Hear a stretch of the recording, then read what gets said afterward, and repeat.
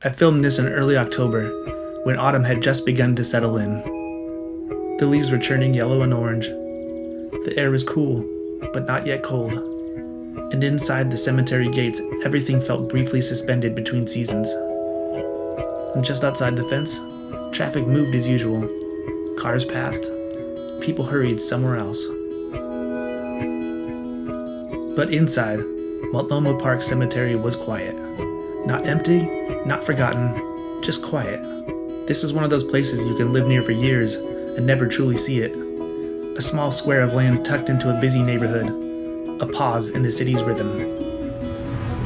And beneath these trees and stones are some of the earliest stories of Portland itself.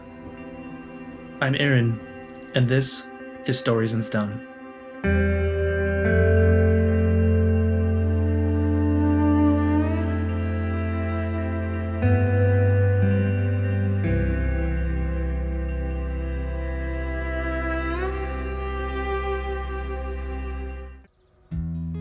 Today we're walking through Multnomah Park Cemetery, a compact historic cemetery in southeast Portland, founded in 1888 and still quietly holding the names of people who helped shape the city around it.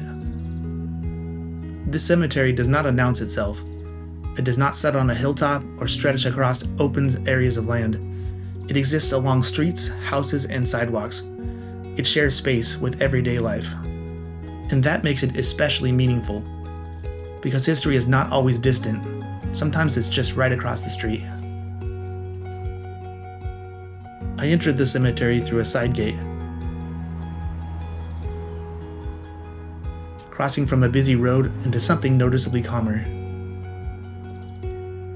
I followed a straight access road that cuts through the cemetery, bordered by modest headstones and taller monuments that unexpectedly rise from the ground.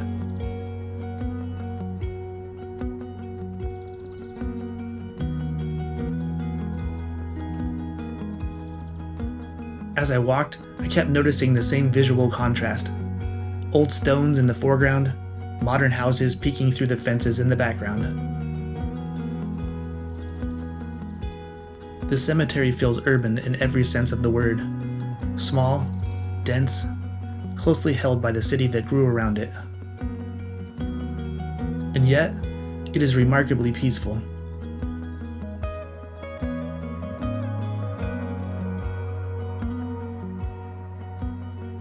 As I mentioned, Multnomah Park Cemetery was founded in 1888, at a moment when Portland was shifting from frontier settlement to established city. By this time, roads were being formalized, neighborhoods were taking shape, lumber, rail, and industry were transforming the region. Cemeteries like this one became permanent records of this transition, not only of who died, but of who lived here first, and who stayed, and who built the foundations of the city we know today.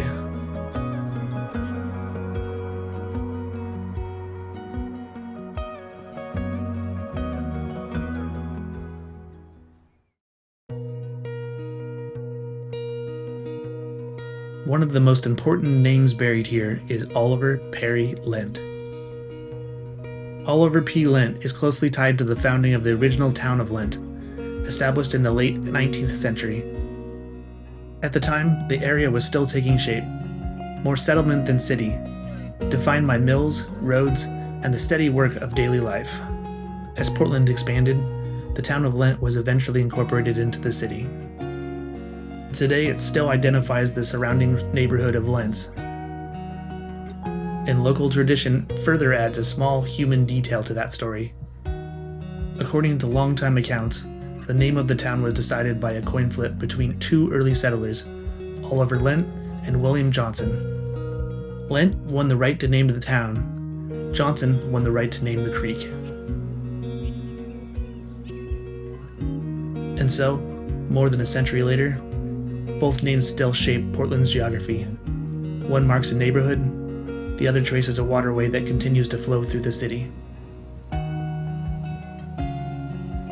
Standing at his grave, there is nothing grand or theatrical, just a marker that quietly reminds us of how the entire neighborhoods can sometimes trace their names back to a single person or a single moment in time. And this is the kind of history that we pass by every day, without ever realizing it.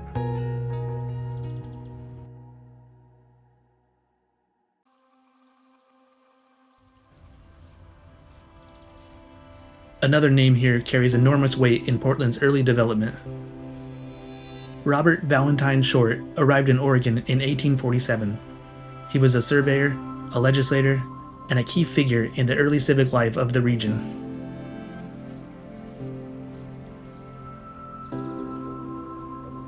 And when I first came looking for Robert Short, I couldn't find his grave. I walked the cemetery, I scanned markers, and I thought I had missed something obvious. Eventually, I left. But later that evening I returned. I brought context clues with me, old photographs of the original monument, a better sense of where it should be. And this time, I found it.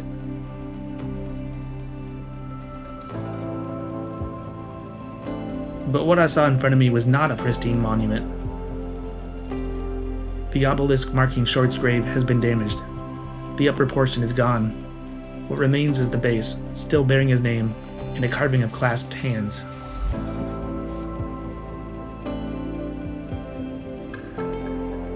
I want to be careful here. I don't know when or why it was damaged. Time, weather, accident, or human action may all play a role. What matters is what remains. A reminder that history is fragile, that even stone is not permanent, and that remembering often requires effort. If you're ever near Multnomah Park Cemetery, or near any small cemetery tucked into a busy neighborhood, I hope this episode encourages you to notice it, not as something eerie, not as something distant, but as a place where the city remembers itself. Because the people here were never separate from the life of Portland. They built it, measured it, named it, worked within it. The city did not replace them, it grew around them.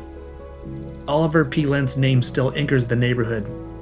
William Johnson's Creek still flows through Portland. Robert Valentine Short's measurements still shape the streets. And here, in this quiet pocket of land, their stories rest. If you find value in these quiet stories, liking the video and subscribing helps the project continue. And it tells YouTube that history and stories still matter. Thank you for walking with me. I'll see you in the next story.